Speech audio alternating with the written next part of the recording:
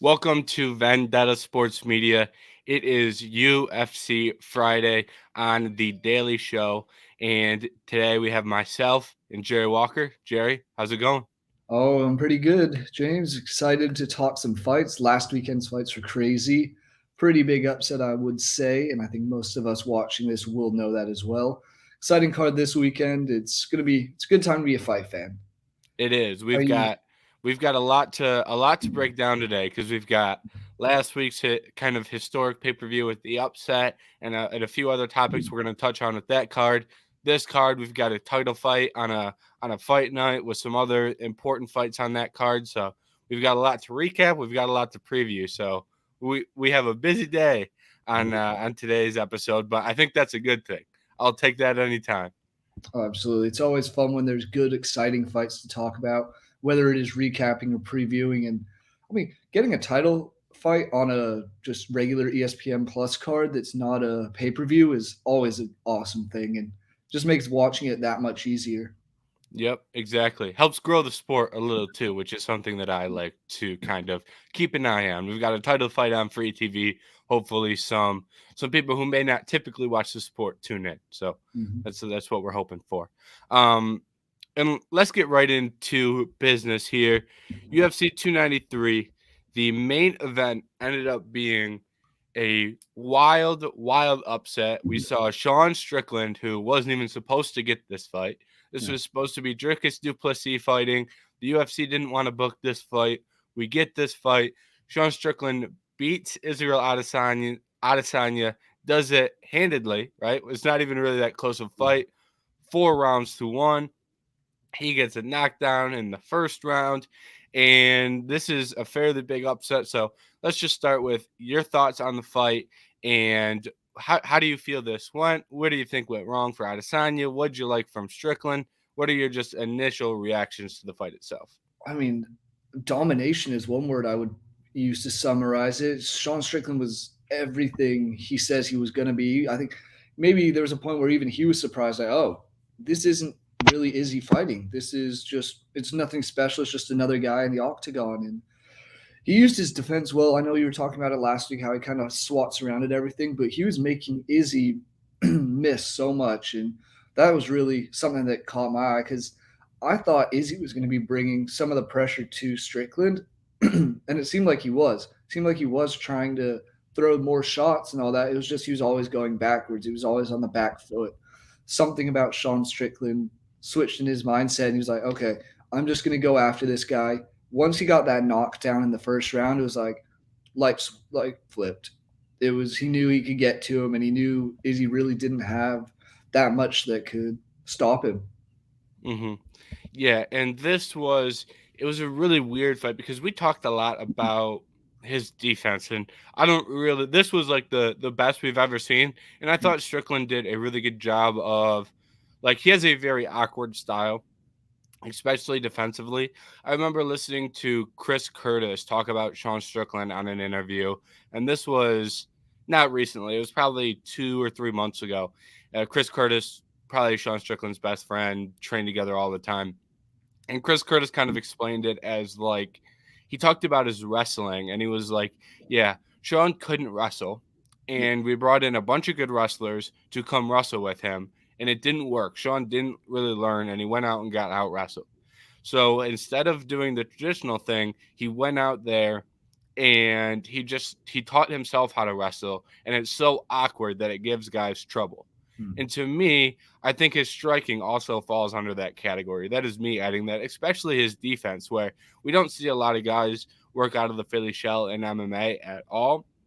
And Sean did a really good job of finding what worked with the Philly shell and cutting out what didn't. In the Pereira fight, he was biting a lot on the feints, a lot of the hand movements and things like that. And that was really cut down. He didn't bite on the feints nearly as much. And he found a lot of success with that.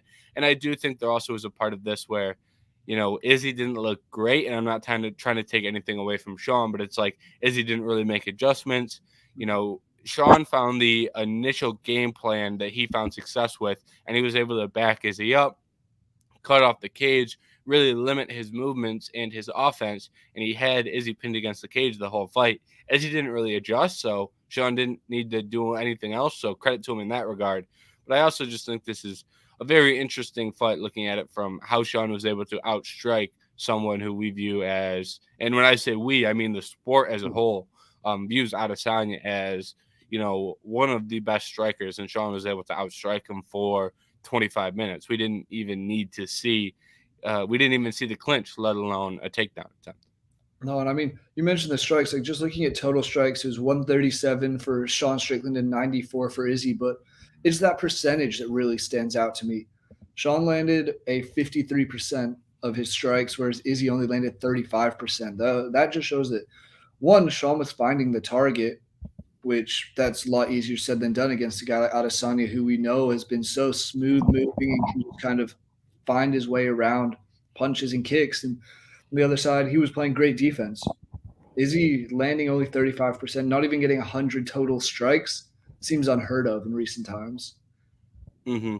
And Izzy had a hard time getting to things like his leg kicks. Mm-hmm. Like Sean was doing a good job checking leg kicks, which is not something that you really think of when you think of Sean Strickland. I never really viewed him as a guy who was good at checking leg kicks. I kind of thought the opposite.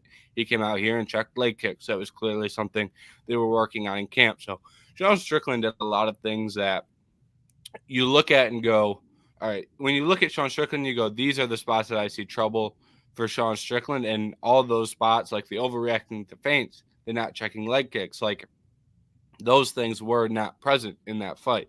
And you can kind of tell just how dominant Sean Strickland was, in my opinion, based on two moments in this fight. In the corner in the fourth round, they showed both corners for a brief period of time, split the time equally between both. They start in Izzy's corner. Izzy comes over and he goes, I can't find my jab. I can't find my jab. And he is like so concerned. And it looked like there was like panic. And Izzy had not been in this position before where he couldn't even establish his jab, let alone open up with other weapons. And then you cut over to the Strickland corner, and his head coach, Eric Nixick, is hyping him up and is like, come on, let's fight. We didn't come to lose a boring decision. Let's go put it on him for the fifth round. And you're like, my God, the difference in the level of confidence in the corners is absolutely crazy. And the Sean Strickland corner could have told him, hey, just don't get absolutely knocked out in the fifth round and you win. Like, that's a little bit rougher to do at the time because you're in Australia. You don't know how the judges are going to see it. So you probably want to win the fifth round. Regardless, like, they could have approached that a lot differently, but they were very confident, very aggressive. And then the last 20 seconds of the fight, when Sean Strickland is walking down Adesanya and screaming in his face, and it's like, that was Adesanya's time. That's when he could have sat down on some shots and looked to land the upset knockout. I saw someone compare it to Chael and Anderson, where Anderson got where Anderson got the triangle in the fifth round to have that comeback. Izzy, when his time to get the comeback came around, he was backing up and he threw like a kick to the body, and it's like, dude, you need a knockout, and it didn't really look like he was fighting to win at that moment. No. And that to me is very damning, and it shows just how dominant that Strickland was in this fight. Yeah, I was amazed that with that, like exactly what you're saying, how Izzy wasn't even going after it. He didn't even look like he was trying to win. He just looked like he was trying not to get finished. I think he knew the loss was coming if it went to the card, so he was just running around still. And that would seem like the story of the whole fight. It seemed like he was always on the back foot. Strickland was always walking him down, and he was just running laps around the ring. It was kind of crazy to see because usually we think of Izzy as one of these guys that goes after his opponent, especially in the Pereira fight. When he was backed up against the cage there, he stepped forward and started swinging and got that knockout. Against Sean Strickland, it didn't seem like he was that aggressive moving forward at all once he was backing up against the cage. It was just like he'd try and circle around, find space, and just try and not get hit. Yeah. And that is one of the other things that really stood out to me was Izzy's lack of adjustments. Like, Izzy made no adjustment in that fight that had him find more success.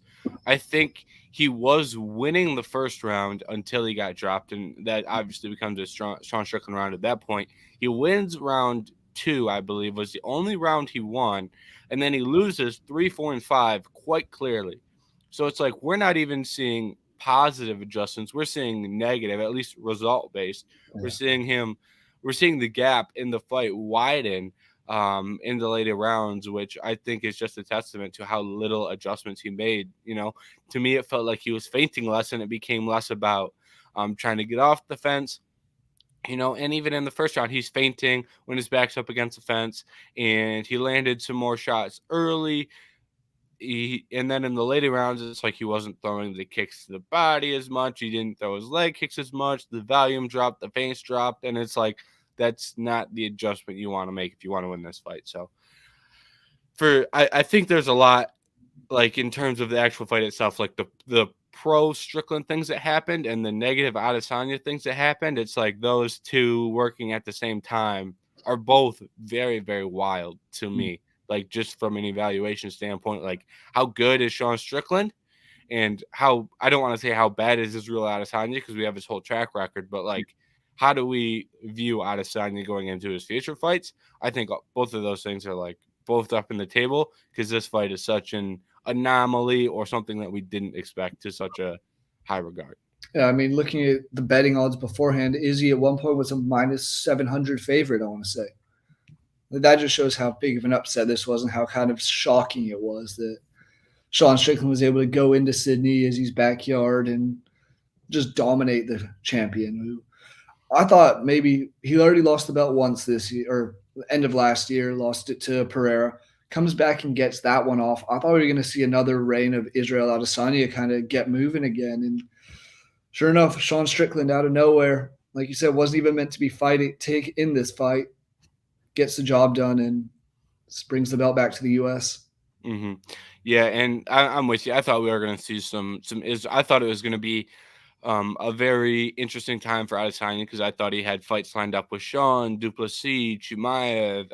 If Chimaev wins, and we'll get into that in a little bit as far as how this division should look in the future. But I thought that Adesanya was going to have the potential, at least, to put together a lengthy title reign. Whether he can beat all those guys or not, I thought he was going to have the potential, and that is even gone.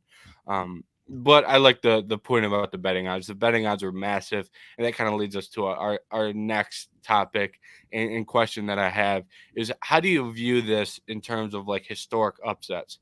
Do you think this is the biggest upset of all time? Do you think this is right up there in the top five? Obviously, we've had quite the upsets lately, whether it be Nunes, Pena, whether you want to look at something like St. Pierre, Sarah, we've Holly, Ronda. So we've got a lot of great upsets in the sport, maybe a Bisping Rockhold. How do you view this in kind of the pecking order of historic upsets? I mean, it's definitely got to be top five, I would say, because this is something like we were just talking about. We didn't expect any. I don't think anyone expected Sean Strickland to win. We were talking about it on the show last week, and all four of us in the previews and predictions for Vendetta, we all said Sean was going to lose by knockout. All the talking heads are saying, "Oh yeah, Izzy's got it." All the fighters who I saw getting their pre-fight predictions in, it was Izzy by knockout in the third, Izzy by the second. I don't think I saw anyone really say, "Yeah, Sean Strickland's going to come in here and win this fight." Anyhow, I know there have been some great ones, and it's something about Sydney. We see, or Australia, I guess, we see that Holly Holm upset of Ronda Rousey. Now we see this one. Even at the time, I think it was Israel Adesanya an upset when he beat Robert Whitaker in Australia. I don't know what the odds were for that fight, to be honest with you, but Who knows? I mean, that was a new champion, so it's just we see some crazy stuff down under, and I think I will say I haven't been a UFC fan probably started in like 2019, 2020, so didn't see some of those older upsets.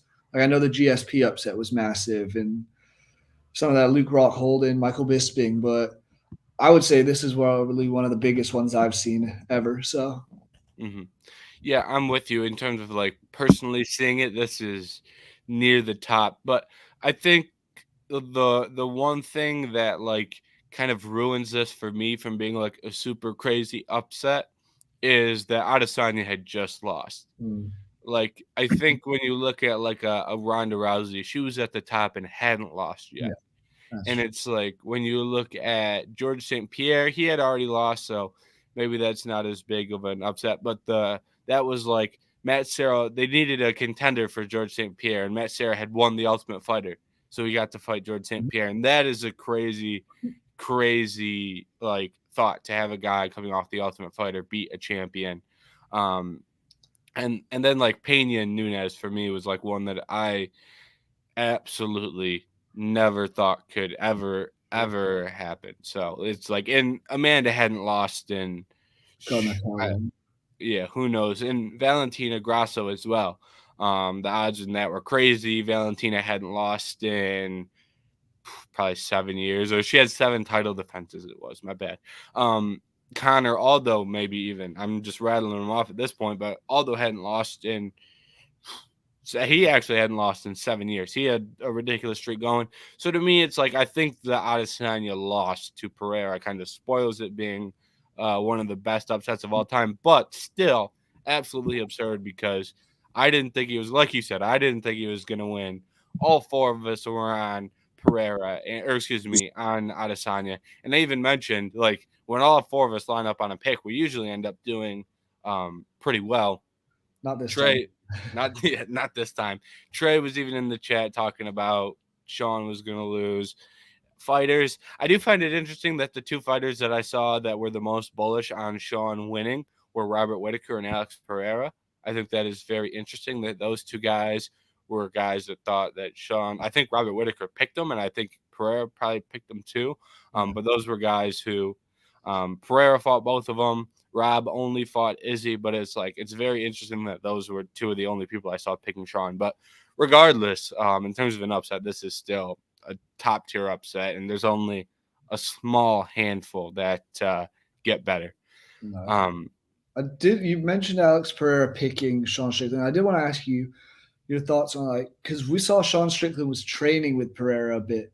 How much of that do you think helped him? Whereas Pereira was a guy that just came off beating Izzy. He'd fought him 4 or 5 times now across combat sports. So he has his number to an extent. And do you think that was a big benefit for Sean coming into this fight? He had a guy who's fought Izzy so many times before and actually has beaten him as well. Yeah, I do. I think there are 3 things that are kind of factors that were helping Sean. One being that he had fought Pereira. Yeah. And he had the opportunity. They say you learn more from your losses than you do your wins. He got knocked out, and it looks like he, seriously sat down and figured out where he went wrong and cleaned himself up. Then he goes out and trains with him, and that's like another level of like fixing your mistakes, going out and learning from the guy that you lost to, and really looking to clean up the striking. And that same guy had also just beat the guy that you're looking to fight. It's like that is very, very beneficial, especially someone as tricky as Adesanya. You can kind of get some hints and some clues into how he sets things up, how he moves, how he makes reads. So yes, I think that probably played a big factor. And also, his head coach Eric Nixick, I think, is one of the best coaches in the sport as well. So I think that also helps a lot, having Eric Nixick in his corner. And I'll just say on Eric Nixick, he is also Francis Ngannou's head coach. So he cracked the Israel Adesanya puzzle. Let's see if he can crack the Tyson Fury puzzle. That one might be a little bit harder. He's got a little bit of a better kind of fighter to work with in Ngannou, but the task at hand is a lot bigger, tough. I would say. Yeah, it's a lot tougher. So yeah, I think those are 3 things that all kind of really help Sean Strickland get to the point where he is. Yeah. It's kind of my thinking, at least for Pereira, was like it couldn't have hurt his chances at all. So it's just like you said, you learn from your losses, and the fact that he got knocked out, it wasn't even like he lost a decision to Pereira. He got put on his back, I think twice in that fight, once for final. That goes out and learns from the guy that just whooped him. Mad props for Sean Strickland trying to improve himself. Yep, I'm with you. And now that this fight is in the books, this division is just in a crazy spot. And we get to like craziness in divisions, and I kind of like this where we're at right now. I think this division is in a crazy spot, but I kind of enjoy it, and I kind of enjoy the craziness. Yeah. I like this craziness of the middleweight division a lot more than I like the craziness of, light heavyweight champions getting injured and having to drop the belt. I like the craziness we have right now in this division. I guess we'll start with, do you think Adesanya deserves a rematch? Because that's kind of, I think, the first step you have to go through when you're talking about who Sean Strickland should fight next. You start with Adesanya and figure out, does he get the rematch? Does he not? And then you move on to other opponents. So what would your answer to that question be? Personally, I'll say no, but I don't think he does, only because that fight was domination by Sean Strickland. Had Izzy not lost to Pereira, say he went out and beat him twice or beat someone else in Pereira, then I would say yes, Izzy deserves a title fight or rematch because he would have been that still long reigning dominant champion. But it's the fact he now has 2 losses in the span of 10 months. I really don't think he's warranted another shot. I would like to see maybe like a Duplessis versus Izzy fight, and the winner gets to go fight for the belt, something like that, because that fight was the one that we were meant to have on this card, or even maybe Sean Strickland and Duplessis. But I'm not a huge fan of all the rematches. I know they're happening more and more recently. We talked about it in length last week. I like the new the transparency, and there are so many good options here because obviously we have that potential of Izzy rematch, maybe. We have the Duplessis potential. Robert Whitaker, I know, just lost to Duplessis, but maybe him and Izzy fight again. Then we have that Paulo Costa and Hamza Chimaev fight, which realistically I could see Hamza or Costa winning that and then getting an immediate title shot after because that's a huge win for either of them. One, if you're Costa, you knock out or you finish and beat the hype train of the UFC, this crazy dude that's just been dominant since he's come in. Or if you're Hamza, you move up a division, fight one of the guys who's fought for the belt in the last couple years, beat him, immediate title shot because of that hype train. So there are options for the UFC outside of Adesanya, and I think one of those should be the path. Don't get me wrong. Izzy's deserving of a title shot potentially again in the future, but I just don't think the rematch should come right away. Mm-hmm. You hit on a lot of the points that I had, and I'm in 100% agreement with you. I wrote a post about this after the fight, and I really think it's hard to give Adesanya a rematch. And I'll say the same thing you did. If he hadn't lost to Pereira and he had this long title reign going, I have a different opinion. But he has now lost to Pereira, got the immediate rematch, and lost again. So I think that loses the the kind of number one factor in getting a rematch. No. And then the other thing is, like you said, fight wasn't competitive. And I included this in my post, the number of rematches that we've had in the last couple years.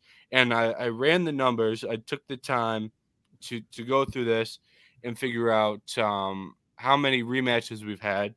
And in 2023, we have had either a rematch, trilogy, or the quadrilogy bouts.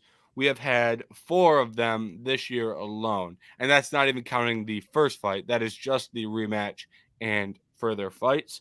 So we've had 4, and we have another one this weekend with Grasso Shevchenko, and we have one next month for Islam and Charles. That takes you to 6 on the year, and that is only counting title fights. That's not counting fight nights. That's not counting your Anthony Smith, Ryan Spans. That is just rematches. That's not counting. I didn't count Poirier Gaethje in there because Yeah. that was, whether your opinion on the BMF, whatever, I didn't count it. So there's another one. And then I think this is even more damning. If you go back to 2021, so since 2021, there have been 17 since 2021. And that bumps to 19 with the 2 upcoming. So we're almost at 20 for since 2021. So I'm kind of fed up with the rematches and the trilogies, and I think there are times you need to do them, right? I'm not saying shut them down. You had to do the Grasso Shevchenko, Oh yeah. rematch. That had to happen. So I'm not saying you have to completely shut it down, but in a situation like this where there's a legit question, I think we should lean towards parity. And then, like you said, I think this division is in a great spot for title challengers. And I personally, I think if Chimaev beats uh, Paulo Costa and does it in the fashion that he usually beats guys, I think he should be the next title challenger. Just because I don't think Costa is an easy matchup for him. He went from fighting Gilbert Burns to the biggest guy in the middleweight division. Like that is a big jump up in just pure size. So I think that's a tough fight for Chimaev. I know Costa isn't an elite grappler, but yeah, I think that's a tough fight for Chimaev. And if he wins in dominant fashion, you have to give it to him. Even if he wins a decision, I think it's a little bit of a closer discussion. But I have a hard time kind of keeping Chimaev out of the title fight if he beats Costa. No, absolutely. And I mean, that just puts, I think the guy who is in the worst position as of now is either Robbie Knuckles or even Dressus Duplessis, because he had his opportunity, couldn't fight Izzy. Now he'll never get that, potentially might never get that battle for the African champion, which there's that storyline. And that's something else. I don't think with Pereira and Adesanya, the rematch, there's a storyline there. Mm-hmm. I don't see a storyline between Sean Strickland and Izzy. Now, there's nothing that really grasps you. You're like, oh, these two, sure, press conference might have been exciting, but it was one sided. There's not much of a storyline there as we've seen with other rematches and stuff like that. So I think it's going to be interesting to see what happens. But Duplessis is in an interesting position. That's why I Yeah. like that potential of, say, Hamzat does win and gets the title shot. Give me Izzy and Duplessis to fight for that title eliminator fight. Mm-hmm. Yeah, and I am not okay. This Duplessis is in a bad spot, and I don't want to be. I've said a lot of negative things about Duplessis in terms of fighting wise. And hand up, I've been wrong about a lot of the things I've said about Duplessis in terms of fighting. Um, and that's a whole nother discussion about some flaws I have while picking fighters and evaluating fighters. Um, but I will say, from like a getting yourself a title fight, it's crazy to me what he has done in the last 3 months in terms of putting himself in a great position and then taking himself out of that position. You beat Robert Whitaker, the first guy to do it that's not named Izzy, in a lengthy period of time. You should fight for a title. But then, right after he beats Whitaker, he says, I'm injured and I can't fight Adesanya. And you go, well, you didn't get injured in the fight. So you have an injury that is so you're able to beat Robert Whitaker with the injury you had. So But your injury is either not that bad, you're able to fight through it, or like to me that is like, what are we doing here? If you're fighting injured and beating Robert Whitaker, maybe, just maybe, you can fight injured and fight Adesanya. And I'm usually pro guys fighting not injured. But your injury, you just went out there and beat Robert Whitaker with an injury. And you could make an argument that that's a very, very tough fight for him that people thought he was going to lose. But it's like your injury is so bad you beat Robert Whitaker. You can go out there and fight Adesanya. And that's something that I usually don't say, that fighters should fight injured, but it's clearly not affecting you that much, is the long-winded point. Um, and then I think what he doesn't realize is I think that Duplessis thinks everyone wants to see him fight for a title. Everyone wanted to see him fight Adesanya for a title. not That's what everyone wanted to see. And now Adesanya doesn't have that belt anymore.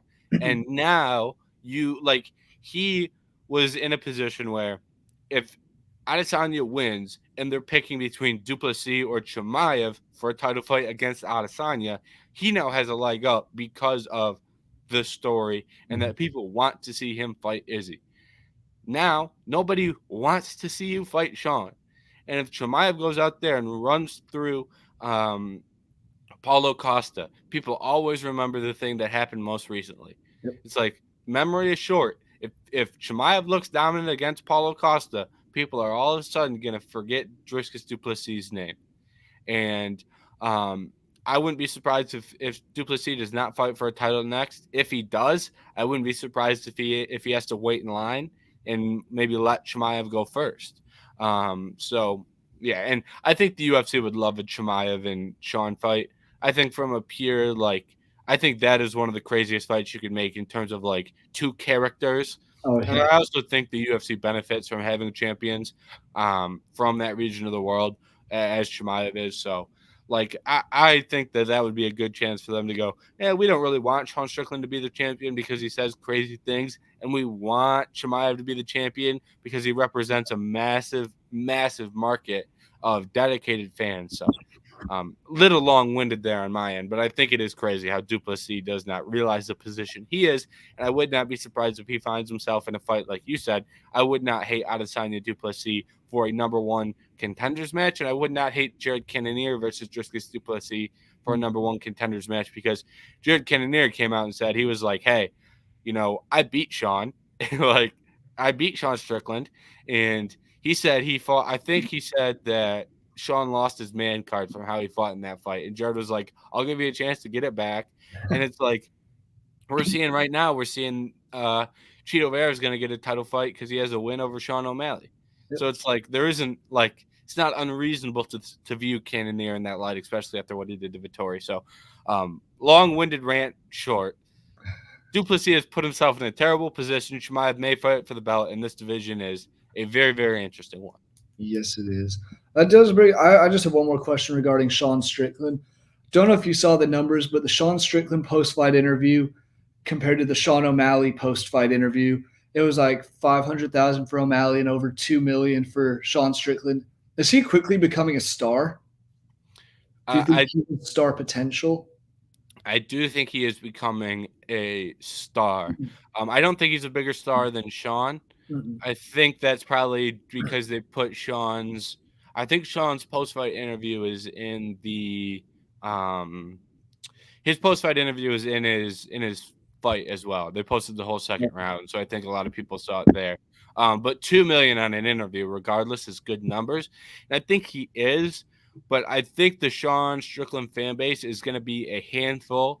No, I shouldn't say a handful. I should say a large population of people that view him in a very, very positive light. It's going to be a lot of people that absolutely love him for Yeah. kind of his blue collar attitude, his blue collar. He looks like a blue collar guy. The way he talks, it's like people are gonna absolutely love him for that. But I'm not sure that this is gonna be a, you know, Conor McGregor, Habib, Sean O'Malley, Israel Adesanya. Don't think he elevates to that level, but I think his fans will absolutely love him, and I think there will be people who tune in to press conferences and things like that because you have absolutely no idea what he's gonna say. Yeah, you could hear some of the most out of pocket stuff come out of Sean Strickland's mouth. And I was thinking to myself, that might be why there's so many views on it, is people didn't necessarily watch it live. They wanted to see, oh God, he's just won the belt. What the hell is he gonna say now? Yeah, And I honestly, and, he was relatively humble with his post fight interview, like in the octagon. I was mhm. honestly surprised and Yeah, I'm with you. I said in the chat. I think it was either you or me. One of us said something in the chat about the post fight interview coming up, and I tweeted something about the UFC being like scared about the interview coming up. So, but no, he kept it on. He kept it on the rails. Once he got in the back, and everything kind of set in a little bit. The wheels came off. It got a little wild. But in the octagon, yeah, I think that was like the pure joy of winning the belt was still like kind of there. So the interview stayed on the rails. And credit to Sean because he does have an absolutely insane like childhood story. So oh yeah. like him winning a belt, a lot of people just view him as a guy who says crazy stuff. But for him to grow up where in the situation he grew up and become a champion, he was like that is very, very a very hard thing to do. So credit to him for that. Absolutely. It's a great story, and it's great to see someone like that honestly become a champion one way or another. Yep, I'm with you. And then moving down the card, we had Tai Tuivasa and Alexander Volkov. Ended up being a pretty fun fight. Volkov ends up winning by Ezekiel choke. I'll be honest, I don't know if that's a credit to Volkov's grappling or a discredit to Tuivasa's. regardless, it was still fun to watch. What were your thoughts on this fight here? I mean, I kind of picked, or I did pick Tuivasa to win this one. I thought he was going to come out swinging more, and Volkov just used his length so well. He is such a massive human being that it didn't seem like there was anything Tuivasa could do to really even get to him. Because when he would try and move forward, he'd get hit with a front kick or a jab or something, just keep him at distance. And as soon as it got to the ground, I had a feeling Volkov was going to find a way to get the submission.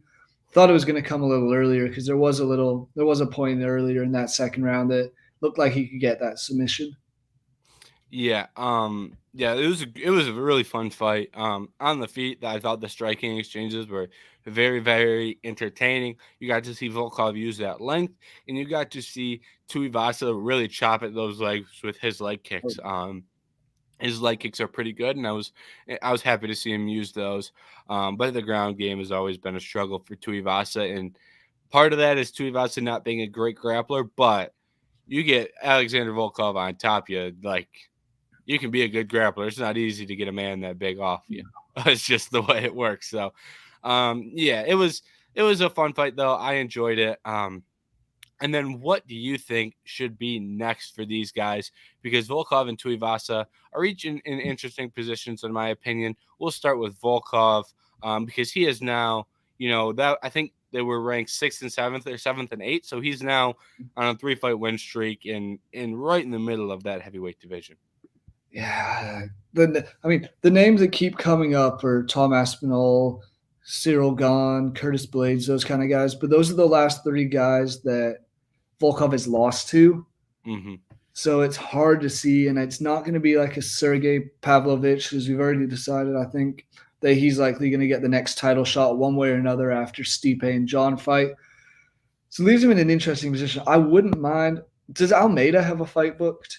They're doing Almeida and Curtis Blades. That's right. Okay. So I wouldn't hate that fight if Almeida wins. That was kind Yeah. of the direction I was thinking. Yeah. Almeida wins, you do Volkov, Almeida. I don't hate that at all. Otherwise, I mean, we could see him run it back against, say, Blades wins. But if Blades wins, I think I still want to see a full fight of Blades and Aspinall. Mm-hmm. So I think Volkov's in a very weird situation. Tuivasa seems to make more sense of where he's at, but Volkov, he seems like he's a little too good for those guys ranked in the bottom 5 or bottom like 10 to 15 range, but he seems like he's not quite there, and it seems like there's that gap between where he is in the top 5. Yeah. Maybe a Sergey Spivak type guy, but yeah, and he's already fought so many of those guys because it's like I'd love, in theory, it wouldn't be bad to see him fight a guy like Curtis Blades or a guy like a Tom Aspinall, but he's already fought those guys and he's lost to those guys, so it makes him hard to move up the ranks when every time he loses, the guy ends up being in the top 5, and we don't really see a ton of turnover in this division, so it's not like the guys he's lost to are gone. They're all right in the top 5 still. It's a tough spot. It is indeed. He's a very good fighter, but it seems like he's just in that kind of leeway point of he has to have the right fight, and I don't know if he really beats any of those guys in the top 5 at the moment either. Yep, I'm with you on that. I think Tuivasa is an easier discussion though, because Tuivasa has lost 3 in a row, and he needs to slide down in competition. And he hasn't. On the contrary, Tuivasa isn't the guy that has been around for as long as Volkov. So there's a lot of fresh matchups. The one that stood out to me was Jairzinho Rozenstruik. Tied Tuivasa to Jairzinho Rozenstruik. I think you can easily sell that as, hey, this is Tuivasa and a guy that's going to throw down with Tuivasa. Perfect. And fans will love it. So I think that's the matchup you go with Tuivasa. And in all honesty, I think Tuivasa is going to be a guy that probably peaks in that 5, 6 to 7 range, depending on who he fights. Depending on who he fights, he could slide down to that 10, 11, 12 range. But he's going to be right in the middle of that heavyweight division. He's going to beat strikers. He's going to lose to grapplers. He'll lose to elite strikers that have certain tools like Gahn and Volkov. So I think the book is out on Ty, but Ty is a guy that you can know the book, but it's still fun to read. So I think that's a positive. I mean, absolutely. Looking at his last apart from his Second loss in the UFC back in June 2019.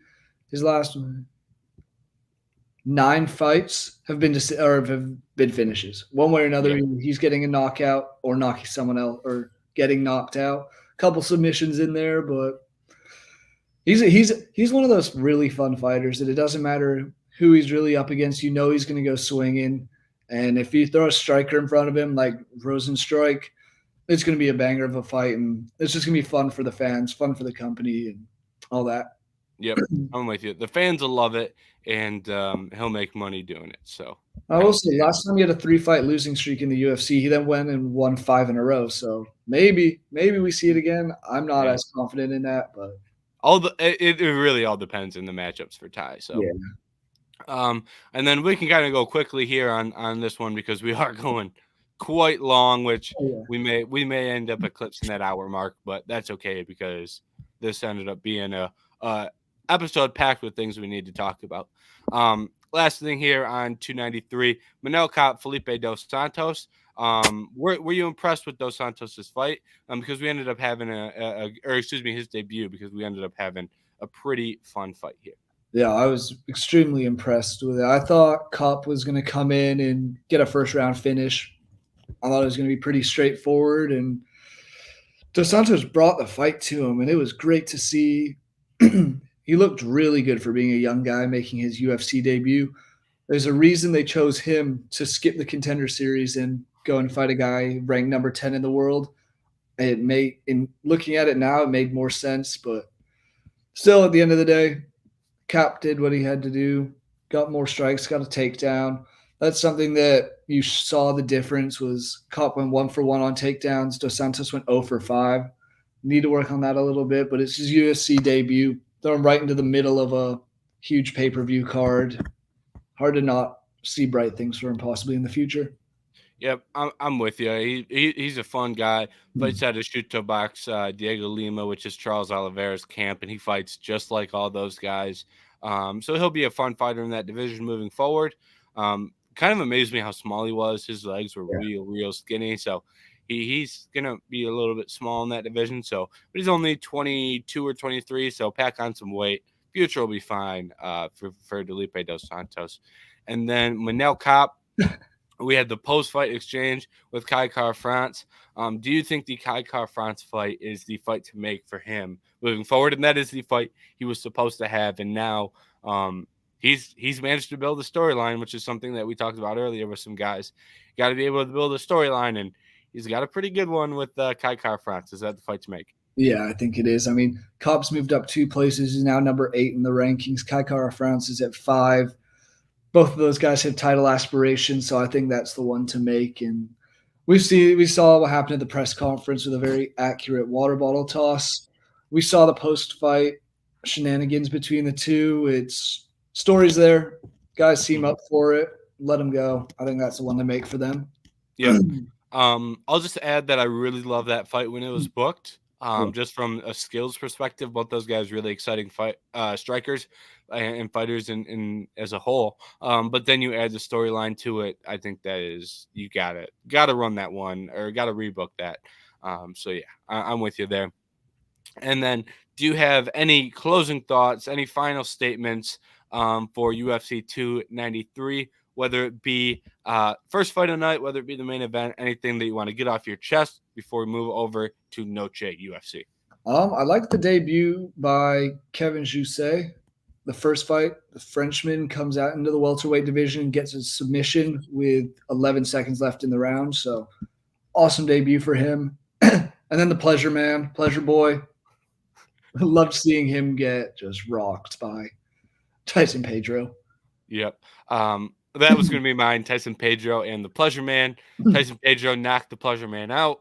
And the one thing the Pleasure Man has is a chin. He took about 40 shots against Vitor Petrino that should have knocked him out. Pedro was able to put him down. So good fight for Tyson Pedro. And I'm not really a fan of the Pleasure Man, or because that is a weird fella, and he is now 0-3 in the UFC. There's the door. We'll see you later. Join, Moving over. go join Derek Brunson. Yep. Moving over to Noche UFC. I think we're gonna focus here on the top 3 fights because we really only have 15 minutes left. But if we go over today, we go over today. Oh well. Is what it is. It is what it is. Especially like we led the show with. This card is a good two great cards here that we're talking about.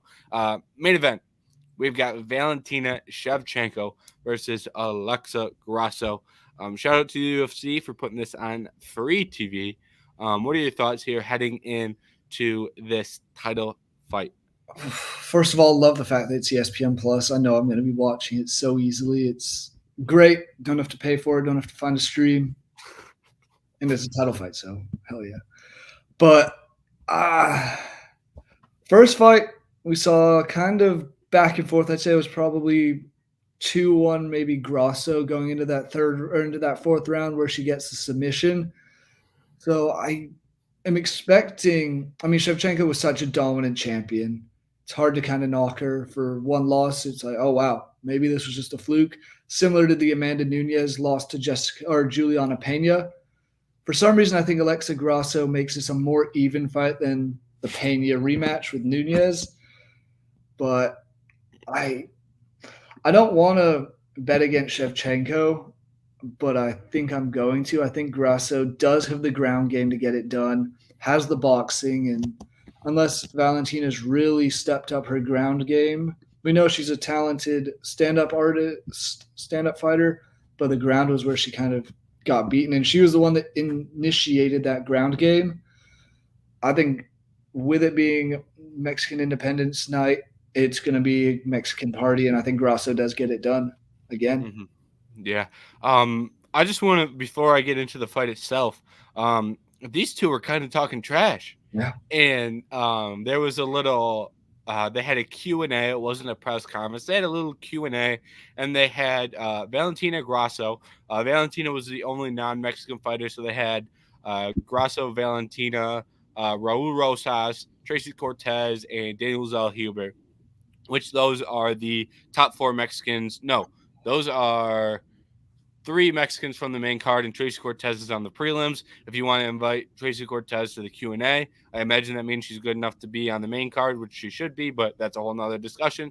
We don't need to get into how the UFC can't seem to order a card properly. That's a little beef that I have with the UFC. But anyways, at the little thingy, the little Q&A, and they asked Valentina about how she thought the fight was going before the finish, and Valentina goes, "Yeah, Grasso said she thought she was doing well, and I'd say she wasn't doing good enough. I think I was up 4-0."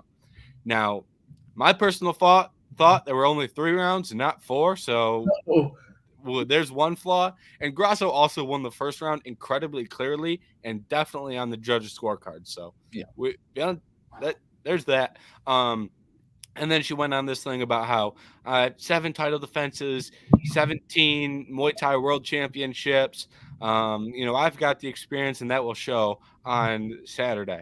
And then they swing it over to Grasso, and they ask Grasso about, and she goes, "I thought it was 2-1. I thought I clearly won the first. I don't know what she's saying." And then she was like, You say you're a 17-time Muay Thai World Champion, and you needed to start landing takedowns." And I was like, all right. Fair enough. Yeah. Alexa Grasso can talk some shit. Fair enough to you. Was not expecting it. No. But yeah, and I think that's actually a good representation of how the first fight went as well. Valentina was not winning that fight until she went to the takedowns. No. Grasso won the first round very cleanly with her boxing. And I think we'll see that again in this fight. When this fight is standing, I think Grasso is going to be able to crowd those kicks of Valentina, and I think Grasso is going to put the hands on her. And Grasso is the much, much more powerful striker. I know that everyone thinks of Valentina as a lethal striker, but she's never really had outstanding one-hitter quitter power. And I think Grasso has that to a higher extent. I know Valentina knocked out Jessica I with a head kick, but that's also Jessica I, and it was a head kick. And if Grasso crowd those kicks, that head kick won't be there to land. That was also 4 years ago as well. She's aged, and at 35 might not have that. Definitely doesn't have that same power. Yep. And when you look at the Lauren Murphy fight, she needed to land.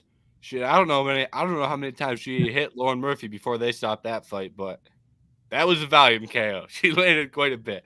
But yeah, and I find it interesting that you compare this fight to Pena and Nunes, because I compare this fight a little bit more in my head when I think about this and view this. I view this more as Usman and Leon, second fight going to the third fight. And there are two things that I really think about in a rematch that I want to see the outcome. And they both favored Leon in that kind of move to a fight, and they both favor Grasso here. I want to know who's improving and who's getting worse. I think Grasso is the fighter that's improving. Every time we see Grasso, she's better. Um, Even if it's marginal, she is better every time we see her. And I imagine she'll be better on Saturday than she was the first time they fought. And Yeah. I think Valentina is the fighter that's getting worse. Like, Valentina lost a very, very close, or won a very, very close decision over Tyler Santos. I think she lost that fight. I think the kind of general consensus is she lost that fight. Regardless, very close fight. We hadn't seen her in a fight that close. Then we see her lose. She's also 35 years old, so I see the regression. And then physically, I don't think she's as quick. I don't think she hits as hard, and I don't think she has as good of cardio. The one thing is that, like, Valentina wrestled, and when those wrestling exchanges were over, you could kind of see her breathing a little hard. And one of the reasons that Grasso was able to hop on the back when Valentina spun is, one, she was crowded, like I mentioned earlier, but two, the spin wasn't as fast as it usually is from Valentina because you put so much effort towards the wrestling. So there's that. And then the other thing is, I think when you look at this fight and go, who has the opportunities to make improvements, I think Grasso does. Yeah. Grasso can look back at the tape and go, here's where I need to get better in terms of my wrestling defense. What's Valentina going to look at and determine where she needs to get better? Like, there's some things you can do in the striking and some movement things, yes, but I think the takedowns were the biggest thing. And then when you hear them talk about the fight, Grasso has acknowledged that Valentina found success on the ground. Valentina has chalked it up to Grasso just got lucky and I was dominating the fight, which is not true. So I think that Grasso is going to be the fighter that actually makes the improvements in terms of skill wise. I think she's going to be able to close the gap in wrestling. And as you mentioned, Valentina, not a great grappler. It's like Valentina, that's where we've seen her weaknesses. So now we're relying on her weakness to win her this fight. I think I have to go with Grasso as well in this one. Yeah, and I mean, part of the Grasso pick is it is Mexican Independence Day. There is going to be a lot of Mexican fans in that arena, and it is going to be a very hostile environment for Valentina Shevchenko. I'm very excited. We talked about it when it was the UFC Paris card, how great that atmosphere was. Sydney was pretty good as well, but I think it's going to be fun because, first of all, the Mexican fans, this is the closest thing they've had to a Mexican card since it was there, and that was what, 2017. That was Yair Rodriguez versus Jeremy Stevens, and it Yeah, ended with an eye poke, and they threw things at the crowd. That's when Fitzgerald got under the table, and Michael Bisping made fun of him, and Michael Bisping was like, "I just got hit by a Modelo." So last time they went to Mexico, it was crazy. exactly. So I'm expecting a not as crazy of a crowd, but very similar. And I think when Grosso, if and when when she walks out, that stadium is just going to absolutely erupt. It's going to be a spectacle to see. Yep. And if it's a close decision, the crowd is going to go nuts every single time that Grasso lands a shot. Which that's always something that affects the judges. They hear the Yep. crowd go for it, and So I think that also may play a factor if we get a close decision here, which I picked this fight to go to decision just because I don't think we see another spin leading to a rear naked choke.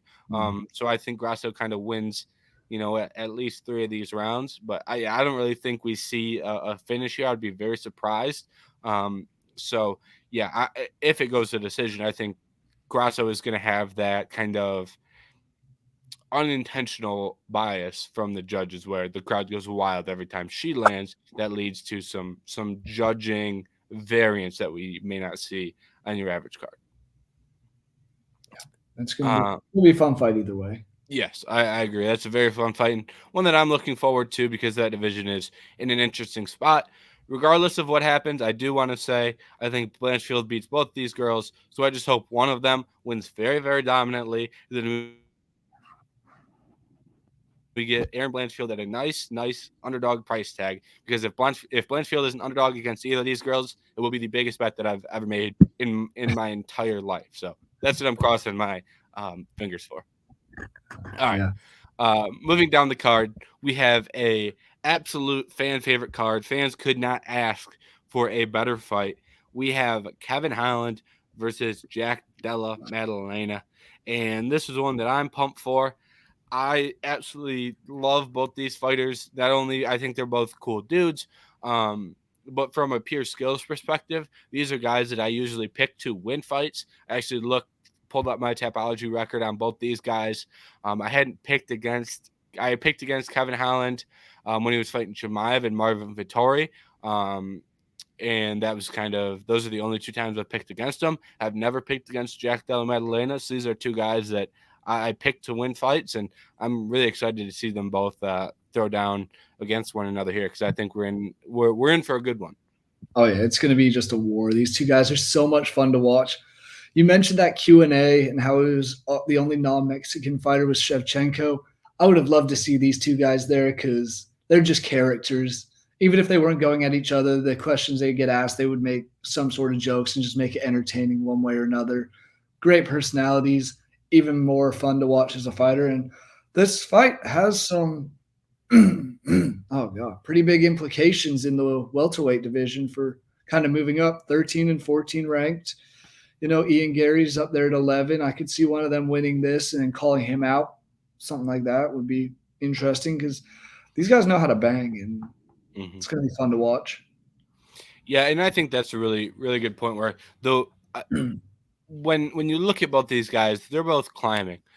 Kevin Holland has done really really well since moving down to 170. Jack Della Maddalena has done really really well since joining the UFC. So both of these guys are in kind of great positions right now to climb those rankings. I think Jack Della Maddalena is kind of more your prospect, and Kevin Holland is more of your fun fighter. So I'm interesting to see. I'd be interested to see how that gets matched up going forward. But regardless, I think this is a fun fight. I do lean Kevin Holland just because of his length, and I think that he may have a little bit of a grappling advantage. And Jack Della Maddalena, though, if you get chest to chest with Jack Della Maddalena and start boxing in the pocket, he is very, very good. So, um, Kevin can do well in those scenarios as well. I think he's a little bit of an underrated counter puncher. Regardless, I lean Kevin Holland by the slightest margin, but in all honesty, I'm just excited to sit down and watch this one. Yeah, I agree with you with Holland having that slight advantage in the grappling department. That might be the difference, but you don't want to stand up with Jack Della Mhm. Maddalena. He can knock you out anywhere. And these odds, like just looking at those that they have on the UFC website, it's Jack is the favorite minus 148, Holland plus 124. So even there, this is a coin toss fight. It can go Mhm. really either way. And we were saying it last week. We're just going to throw money on whoever's in that plus odds at the end of the day when it happens. Odds are probably still going to change before the fight starts tomorrow. It's just going to be one of those super close, super exciting fights that I don't think will go the distance, but I could see. Yeah. I just don't think it will.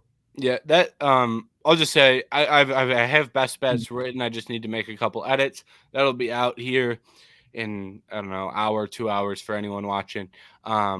But Kevin Holland is in there, and that's what I said. I was like, I just want whoever's plus money in this matchup, and so happens to be Kevin Holland, and that's fine by me because I give him. I was going to pick him anyways, Yeah. and he's the one who's plus money, so fine by me. But yeah, it's interesting whether we hit the under or over because I really respect both guys' durability, and I really respect both guys.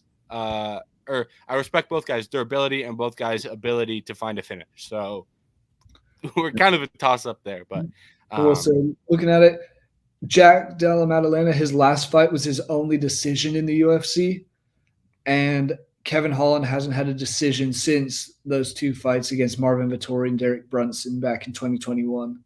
yeah. So whew, and Basil Hafez was tough, so maybe Yeah, that's why that went to yeah. decision. But regardless, I think we are in for a good one. Um, Last fight we'll talk about kind of in length before we provide some closing thoughts. Raul Rosas, the youngest fighter in UFC history, is making his return, and he is fighting Terrence Mitchell. So Rosas 1-1 in the UFC. Terrence Mitchell 0-1 in the UFC. This is kind of a bottom of the barrel fight, right? I'm not going to sit here and pretend like this is some outstanding, they're not throwing Raul Rosas to the wolves, which in all honesty, they probably shouldn't. But this is a good fight for Rosas to get some experience in the UFC. So I guess what are your thoughts on this fight, and are you excited to see the youngest fighter in UFC history back in the octagon? Yeah, I mean, it's always fun. I remember watching him on the Contender Series, and that was always entertaining. He did a good job in his UFC debut, getting an early finish, and then just looked completely outclassed by Rodriguez in in his second fight, Christian Rodriguez. That is, it just didn't seem overall like that exciting of a fight. I think they rushed him too much, put too much pressure on this young kid's shoulders already. Because what? Correct me if I'm wrong. Wasn't he on the main card? Yeah, that was on the main card of a pay per view. I think that opened a fairly large pay per view. Yeah, so there's all that extra added pressure. I think it was good for him to get some time off, learn from his mistakes. I mean, he's 18. He's not a fully developed kid at all. He's still learning as a fighter. There's only so much you can know at that point. Go and learn, get better, hone in your skills, and now come back. And I think this is a perfect fight for him to come into against a guy in Terrence Mitchell that got knocked out in just over 3 minutes in his first fight. Yeah, Terrence Mitchell and Alaska UFC or Alaska FC guy. Alaska FC is known for being a feeder of jobbers and cans to the UFC, aside from Jared Cannonier and Lauren Murphy, depending on your opinion of Lauren Murphy. Jared Cannonier really the only guy to ever come into the UFC and find massive success from that promotion. Usually we see Alaska FC guys come in on short notice and get 0-2, 0-3 get cut. Terrence Mitchell already got the short notice and 0-1 out the window. He's getting a full camp against Rosas. I kind of like this matchmaking. There's going to be people that are mad because he's not fighting a good fighter, but I don't think Rosas Jr. should be fighting good fighters. I think that'd be a disservice to him. We've seen young guys get rushed a little too early, whether that be Chase Hooper, whether that be Sage Northcutt, so not everyone has to be John Jones. Not everyone has to be the youngest fighter in UFC history to win a belt. And Raul Rosas came in as a specialist, a BJJ specialist. Needs to work on the cardio or pacing, however they want to approach that. Needs to work on the striking. So I do think the grappling is going to be enough to get him a win here, but I'm not going to pretend like he's beaten a great fighter, which he doesn't have to be at this point in his career. So I think this is a smart fight for the UFC and for Rosas. Yeah, it's going to be exciting to watch one way or another because crowd will be backing Rosas, and who knows, maybe he does come out and look very impressive. Then he can maybe take that small step up in competition next time. Mm-hmm. And then let's close it out with some final thoughts on Noche UFC. Same thing, whether you want it to be the first prelim of the night, the main event. I think this is a good way to get some thoughts out on some fights. We don't have the time to cover in full because if we talked about, every single fight on both cards, it'd be 20 some fights. We'd be here for 4 hours. But do you have any closing thoughts here on this Noche UFC card? Correct me if I'm wrong, but Roman Kopylov, he was the one who had that nasty head kick on the Poirier and Gaethje card. Yep. He's fighting again this weekend. I'm excited to watch that. That head kick was so nice. I just want to see if we see anything like that again from the young Russian. Yep. I'll go Tracy Cortez versus Jasmine Judovicic. Mispronounced Judovicic's name, but my apologies. Not an easy one, in all fairness. I like watching Tracy Cortez's career. Shout out Tracy Cortez. I think she's a very good fighter with a lot of potential in this division. She's the only fighter to beat Erin Blanchfield. And if anyone has listened to since we started doing these every Friday, I think I found a way to work Erin Blanchfield in on every single episode. Part of that is because we've had 125 fights on every single episode, so there's been a reason to. But I think very highly of Erin Blanchfield. Tracy Cortez, the only fighter to beat her, and Tracy has really impressed me with some of her recent fights. And this is a good opportunity for her to go out and possibly get another win. She's also a Mexican American, and she's fighting on the Mexican Independence Day card. So Tracy Cortez will be a fighter that I'll be looking out for on the prelims. But thank you to everyone who tuned in. If you want some more thoughts on Noche UFC, we will have on vendettasportsmedia.com or Vendetta Sports Media on Newsbreak. I'll have the Best Bets article out today, here shortly. And the UFC preview will also be out today. So both of those will be out if you want some written thoughts, a little bit more in detail on each fight and some fights that we didn't talk about today. So make sure to go check those out as well. And make sure to subscribe to Vendetta Sports Media on YouTube, Vendetta Sports Media Podcast Network on YouTube. So thank you to everyone who tuned in today.